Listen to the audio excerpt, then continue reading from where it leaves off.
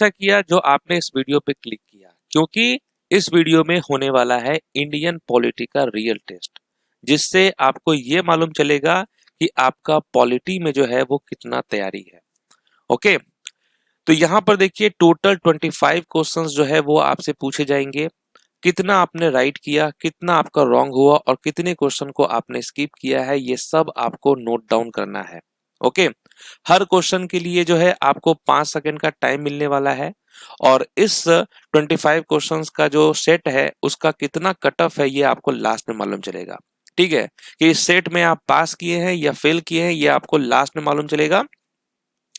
तो अगर आप रेडी हैं इस टेस्ट के लिए तो चलिए स्टार्ट करते हैं हम लोग। तो लेट्स स्टार्ट। तो पहला क्वेश्चन आपके सामने दिया हुआ है कि निम्नलिखित में से किसने सबसे पहले भारत के लिए संविधान सभा के गठन का प्रस्ताव रखा था। ओके, और यहां पर टाइमर देखिए स्टार्ट हो चुका है और आपको इसका आंसर देना है। 5 सेकंड का आपको टाइम मिलने वाला है। तो किसने जो है सबसे पहले भारत के लिए संविधान सभा के गठन का प्रस्ताव रखा था। टाइम समाप्त हो गया है। राइट आंसर होगा एम.एन. रॉय। ओके, तो एम.एन. रॉय जिसका भी आंसर आया है उनको मिलेगा 2 मार्क्स। तो देखिए कॉन्स्टिट्यूएंट असेंबली की स्थापना कब हुई थी, तो 6 दिसंबर 1946 को, और इसके जो परमानेंट प्रेसिडेंट थे उनका नाम था डॉक्टर राजेंद्र प्रसाद। चेयरमैन कौन थे, तो बी.आर. अम्बेडकर, और कॉन्स्टिट्यूशनल एंड लीगल एडवाइजर कौन थे, तो बी.एन. रॉ थे। ओके, चलिए नेक्स्ट हमारा क्वेश्चन है कि भारतीय संविधान कब अपनाया गया था। कब अपनाया गया था भारतीय संविधान। टाइमर स्टार्ट हो गया है। कितना राइट है कितना रॉन्ग है ये सब आपको नोट डाउन करते चलना है। तो भारतीय संविधान कब अपनाया गया था, तो राइट आंसर होगा 26 नवंबर 1949 को। तो जिसका भी आंसर 26 नवंबर 1949 आया है उनको मिलेगा 2 मार्क्स। नेक्स्ट हमारा क्वेश्चन है कि भारतीय संविधान द्वारा व्यापार की स्वतंत्रता किस विशेषता स्वतंत्रता की विशेषता इनमें से किस देश से ली गई है। ओके, तो भारतीय संविधान द्वारा जो है व्यापार की स्वतंत्रता की विशेषता इनमें से किस देश से ली गई है, तो इसका राइट आंसर यहां पर क्या होने वाला है आपको देना है। चलिए राइट आंसर होगा ऑस्ट्रेलिया। तो यस, ऑस्ट्रेलिया से हमने बहुत सारी चीजें ली हैं, जैसे कि कंकरेंट लिस्ट हमने लिया है, joint sitting of the 2 houses of parliament हमने लिया है, freedom of trade commerce and intercourse भी जो है हमने ऑस्ट्रेलिया से ही लिया है। अगर हम जर्मनी की बात करें तो जर्मनी से हमने क्या लिया है, suspension of fundamental rights during emergency.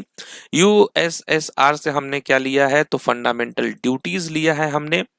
उसके बाद जो है आयरलैंड से हमने क्या लिया है, तो directive principles of state policy हमने आयरलैंड से लिया है। उसके अलावा nomination of members to Rajya Sabha हमने लिया है आयरलैंड से। Method of election of the president ये भी हमने आयरलैंड से लिया है। तो इस क्वेश्चन का तो राइट आंसर होगा ऑप्शन नंबर ए। नेक्स्ट हमारा क्वेश्चन है कि भारतीय संविधान में पंचवर्षीय योजना की विशेषता किस देश से ली गई है। बहुत ही अच्छा क्वेश्चन है।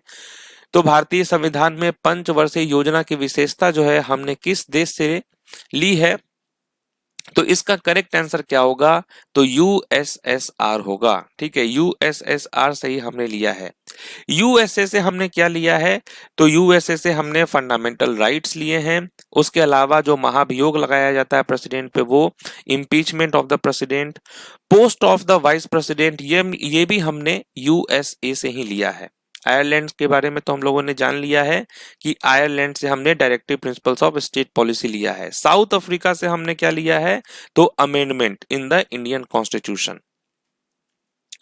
नेक्स्ट हमारा क्वेश्चन है क्वेश्चन नंबर 5 कि आर्टिकल 17, ठीक है, तो भारत के संविधान का अनुच्छेद 17 डैश के उन्मूलन से संबंधित है। किससे संबंधित है, आर्टिकल 17 बेसिकली किससे रिलेटेड होता है। क्या होगा इसका करेक्ट आंसर, फटाफट से आपको देना है इसका राइट आंसर। आर्टिकल 17 जो है ये रिलेटेड होता है अनटचेबिलिटी से। ओके, तो जिसका भी आंसर ऑप्शन नंबर 1 आया है उनको मिलता है 2 मार्क्स। नेक्स्ट हमारा क्वेश्चन है कि भारत के संविधान का भाग 8 डैश से संबंधित है। तो ये जो पार्ट 8 है वो किससे संबंधित है, क्या होगा इसका राइट आंसर। चलिए, राइट आंसर यहां पर होने वाला है union territories. Yes, union territories ये है पार्ट 8 में। ओके, स्टेट्स किस पार्ट में है? ये है पार्ट 6 में। पंचायत जो है ये है पार्ट 9 में।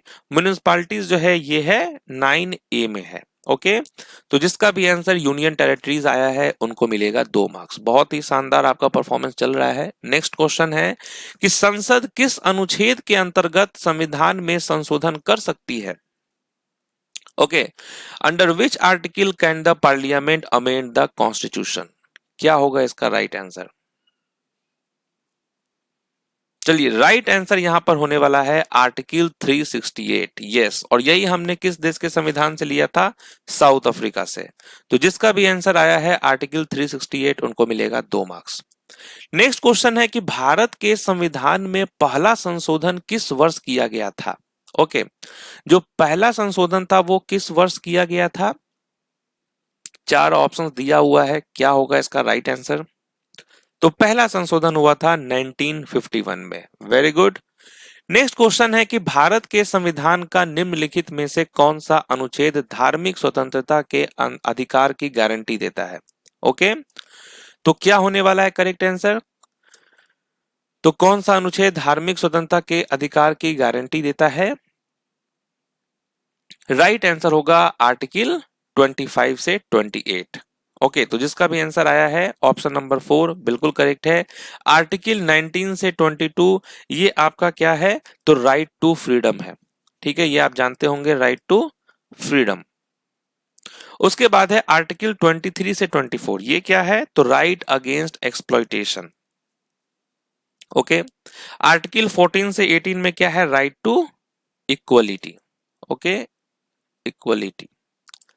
नेक्स्ट हमारा क्वेश्चन है कि भारत के संविधान में किस संशोधन के तहत वस्तु एवं सेवा कर लगाया गया था? वस्तु एवं सेवा कर लगाया गया था किस संशोधन के तहत? क्या होने वाला है इसका राइट आंसर? चलिए, राइट आंसर यहां पर क्या होगा?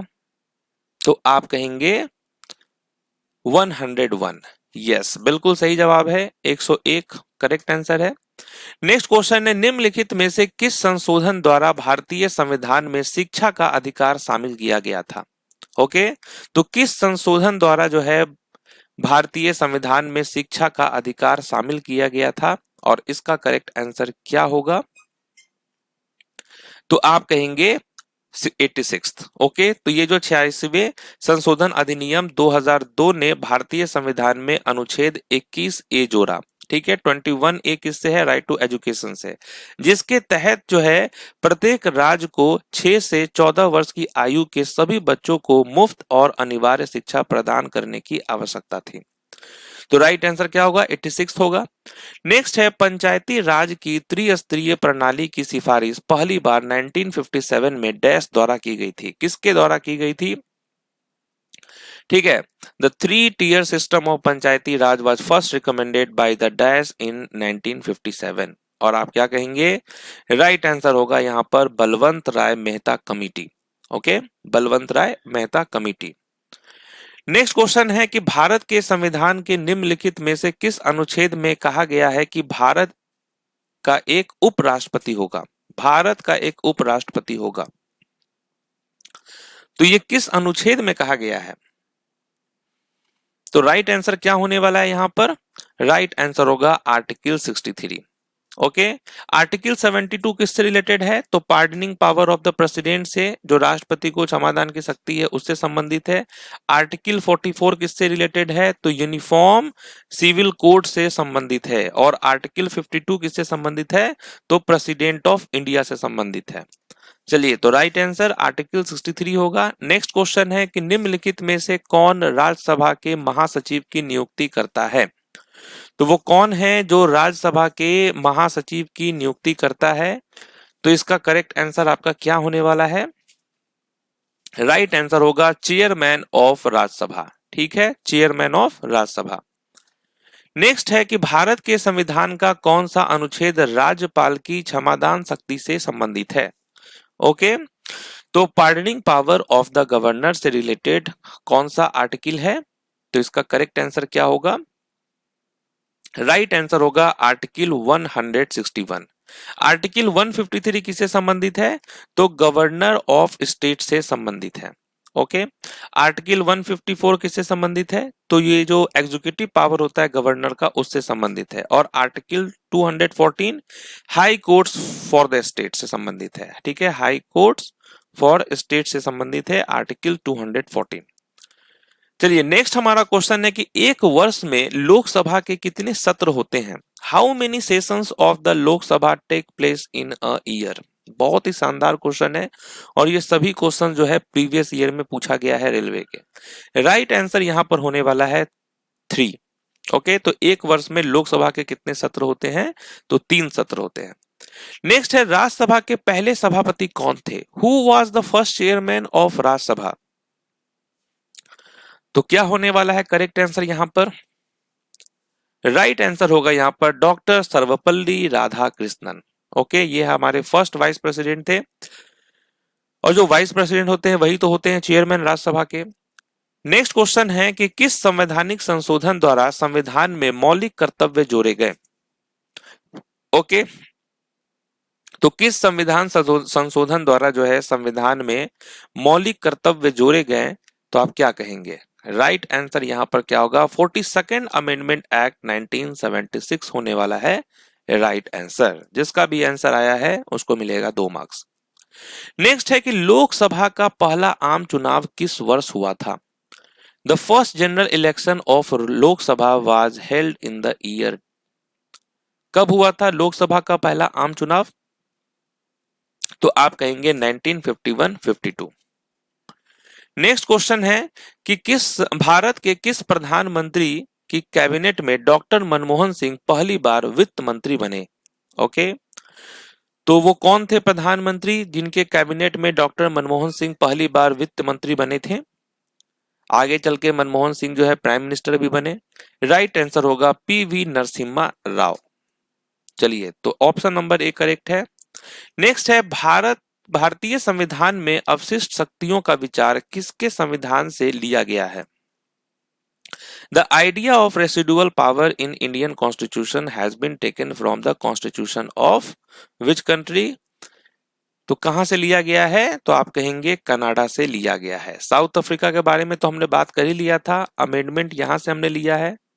जापान से हमने क्या लिया था? प्रोसीजर एस्टैब्लिश्ड बाय लॉ लिया था। यूएसए से हमने fundamental rights, impeachment, post of vice president, ये सब हमने लिया है।